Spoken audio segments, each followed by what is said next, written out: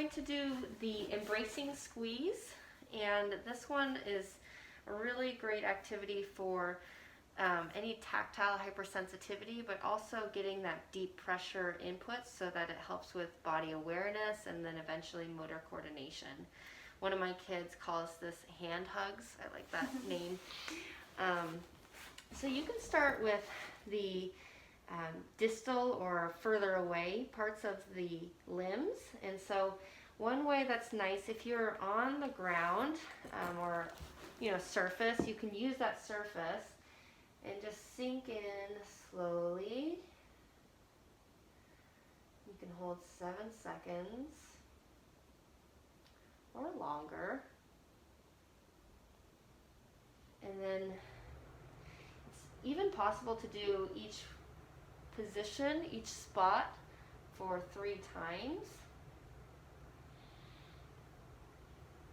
But it depends on your kid. Sometimes you'll notice that your speed is going a little faster because the kid you're doing it with will just feel like their energy is moving a little bit faster, and that's okay.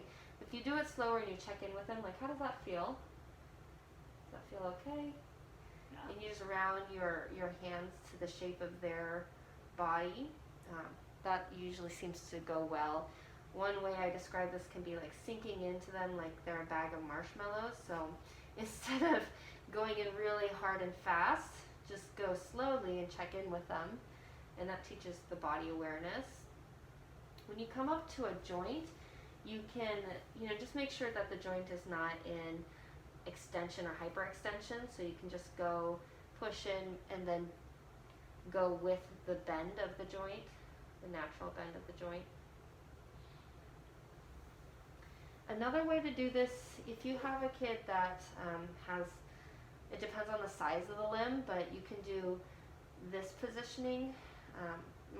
Dr. Masgutova calls this the clamshell, and you squeeze your shoulders together a little bit.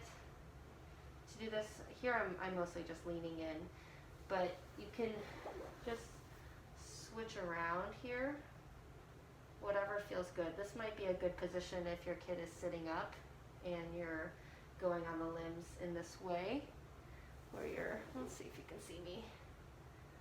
You got your hands positioned like so. Another thing I didn't mention is that when you're moving up, you can just slide up without releasing the pressure fully. And then when you get up here, I like to switch to this kind of positioning, and you can just press in to move the side here. It should feel relaxing. Some kids will eventually just ask for hand hugs, but these are a good activity for morning, after school, getting ready for bed. Once you get to the end, you can do a stroke down and a pull, just like a gentle stretch. That's a nice little ribbon to add a little bit of body awareness. Now, if you notice that you get to a place and you feel like they're retracting or pulling away from you, don't push forward. You can just stay there or just move back and just work where they're comfortable.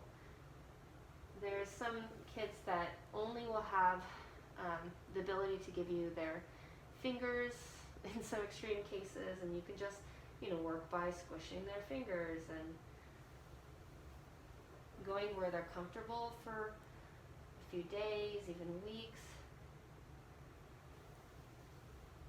Just be respectful and always compliment them for being flexible. If it's kind of unusual that they're letting you work on them, that's for our kids that are a little bit more tactile defensive. You can do this up to 6 times a day for kids that really need it. But the nervous system sometimes likes having some variety, so I also use a therapy ball and give a big squish. I think I have one of these around. I'll show you. And on the arms, it might look like this.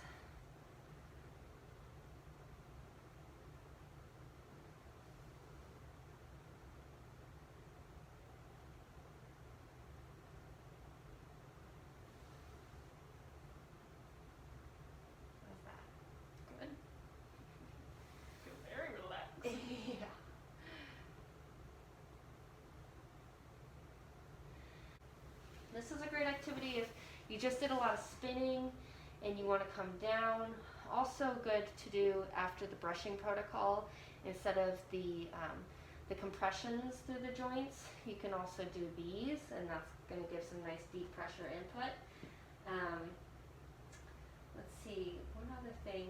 You can do this, on the go if you're waiting at a doctor's office. This is a good one that you can just do even part of this, and if they wiggle away and they're off playing, then it's okay. You could just do a part and know that that's still going to help with the body awareness, the reprogramming of touch input and attention and motor coordination. Let's see, let's get out the ball and I'll show you. So any size of therapy ball, you just tell me. Feels okay? Yeah. Yeah. And you can just roll up their body. Just careful around their knees if they're on like a hardwood floor. You might just be gentle around their joints. I usually get the arms and legs, and then if they want, you can get their core, and sometimes they'll request you rolling it over their head. I like to have my hands over my face before I have the ball rolled on me.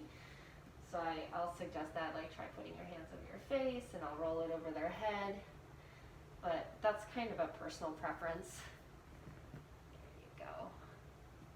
And you can go longer for this, but that's our ball squish.